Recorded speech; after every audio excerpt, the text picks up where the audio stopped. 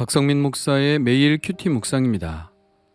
욥기 34장 16절로 37절입니다.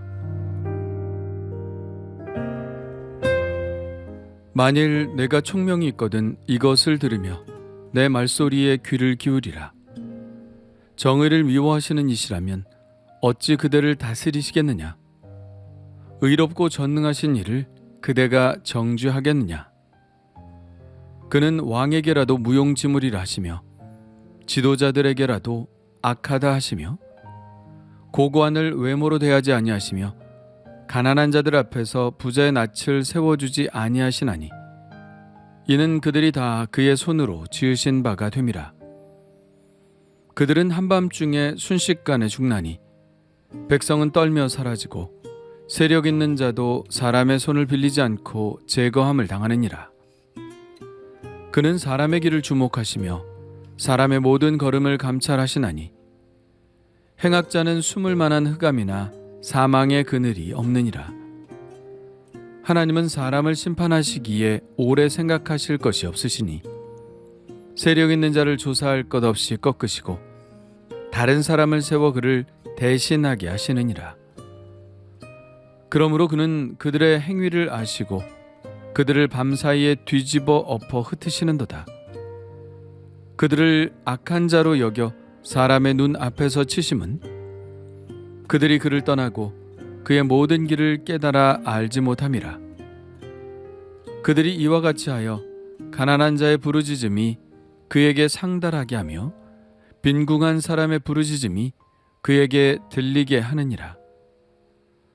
주께서 침묵하신다고 누가 그를 정죄하며 그가 얼굴을 가리신다면 누가 그를 배울 수 있으랴. 그는 민족에게나 인류에게나 동일하시니 이는 경건하지 못한 자가 권세를 잡아 백성을 올가매지 못하게 하려 하심이니라. 그대가 하나님께 아뢰기를 내가 죄를 지었사오니 다시는 범죄하지 아니하겠나이다.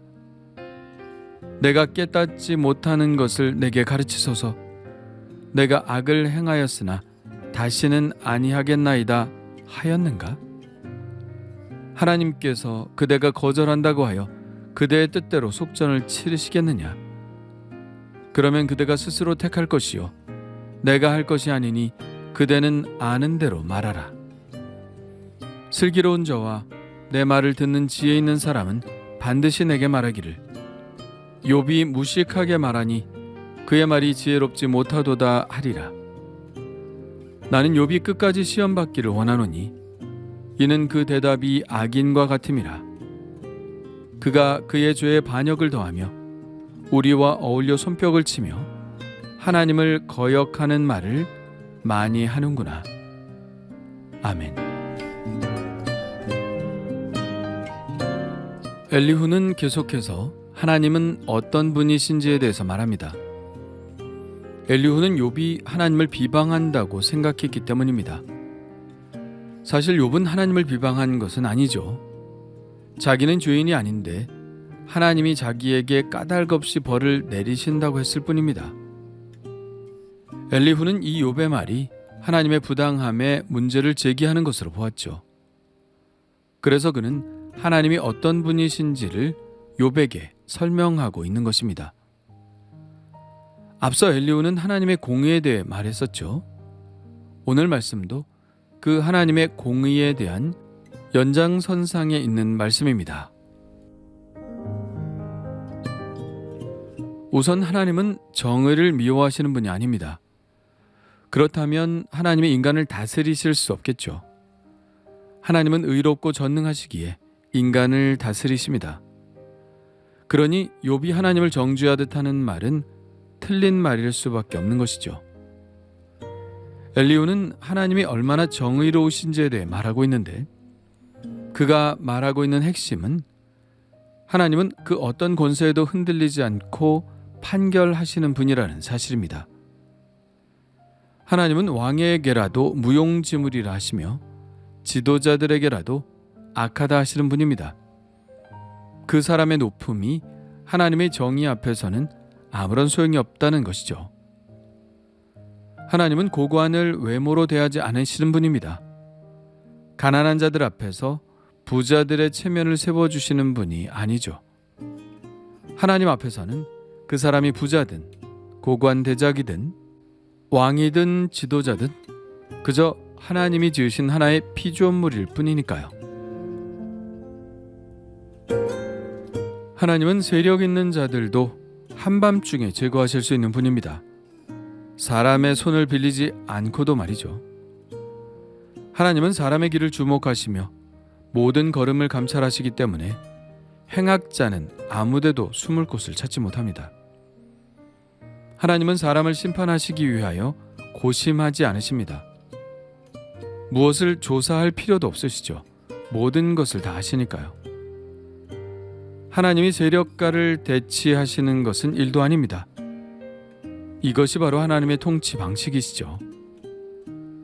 그는 가난한 자의 부르짖음을 들으시고 빈궁한 사람의 부르짖음도 다 들으십니다. 하나님은 때로 침묵하시기도 하시고 얼굴빛을 드러내지 않으실 때도 있는데 그렇다고 해서 하나님이 정죄받으실 분이 아닙니다. 이것은 엘리후가 욥을 빗대어 하는 말이죠. 욥은 하나님이 자기의 호소에 응답하지 않으신다고 말했었죠.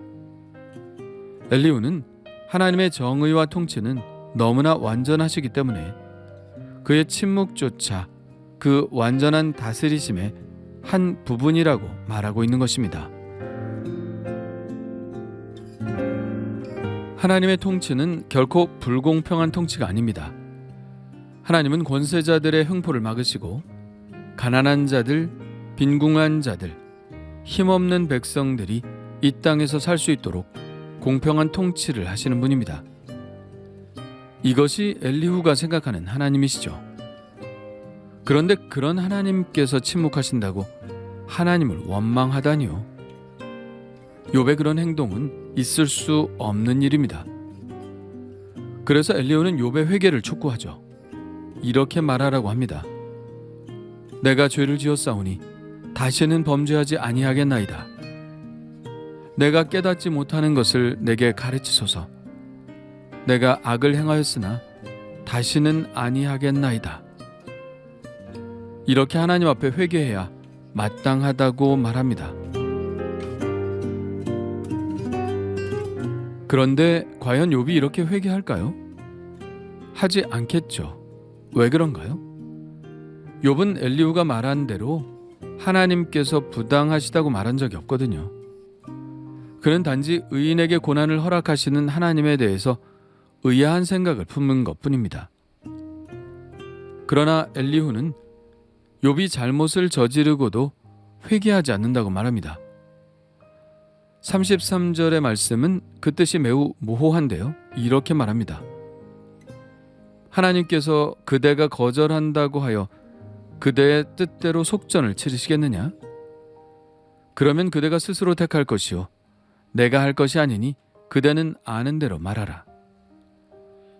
이 말의 뜻은 마땅히 욥이 회개를 해야 할 텐데 욥은 그 요구를 거절하고 오히려 하나님께 사과를 받으려 할 것이라는 것입니다. 하나님이 속전을 치르신다는 것은 바로 그런 뜻이죠. 엘리후는 이렇게 극단적으로 말하면서 욥을 조롱하고 있습니다. 그렇게 하려면 마음대로 하라는 것이죠. 그러면서 엘리후는 단도직입적으로 욥에게 말합니다. 욥이 무식하게 말하니 그의 말이 지혜롭지 못하도다. 그러면서 저주까지 하기를 서슴지 않죠. 나는 욥이 끝까지 시험받기를 원하노니 이는 그 대답이 악인과 같음이라. 끝까지 회개하지 말아서 끝까지 하나님의 징벌을 받으라는 저주입니다. 엘리후의 말은 참 아이러니하죠. 그는 자기가 생각하는 하나님의 완전성을 설파하기 위해 욥을 정죄하기를 마다하지 않습니다. 하나님의 완전성이 설명이 되려면 욥이 당하는 일은 정당하고 자기가 당하는 일에 대해서 이의를 제기하는 욥은 죄인 중에 죄인이 되어야 하는 것이죠. 엘리후는 꼭 바리새인 같죠. 하나님을 사랑하고 하나님을 높인다는 이유로 죄인들에 대해서 마구 정죄하고 그렇게 함으로 또 자신들의 경건성이 지지를 받고자 하는 마음, 그런 마음이 꼭 바리새인 같습니다. 바리새인들은 또한 어떤 사람과 같은가요? 소위 신앙이 좋다는 그리스도인들과도 같죠. 자신의 신앙의 순수성을 지키기 위해 다른 사람들을 정죄하고 배제하고 몰아내려고 하는, 조금 불완전한 사람들과 어울리려고 하지 않고 자기들만의 둥지를 만들어 순수성을 유지하려고 하는 그런 그리스도인들과 닮아 있지 않나요? 그런데 과연 하나님이 그것을 바라실까요? 그렇지 않을 겁니다. 하나님은 죄인들을 구원하시기 위해 자신의 신적 완전성을 버리셨습니다. 통치의 자리에서조차 내려오셨죠. 엘리후가 처음 말한 하나님이 맞다면, 가난한 자를 돌보시는 하나님이 맞다면 하나님은 아마도 욥을 돌보시는 분이실 겁니다.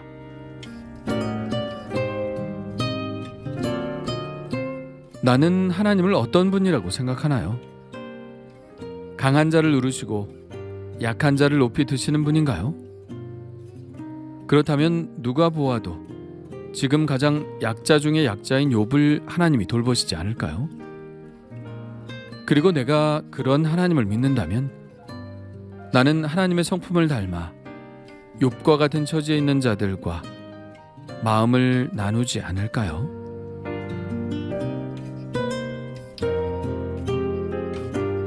주님 감사합니다.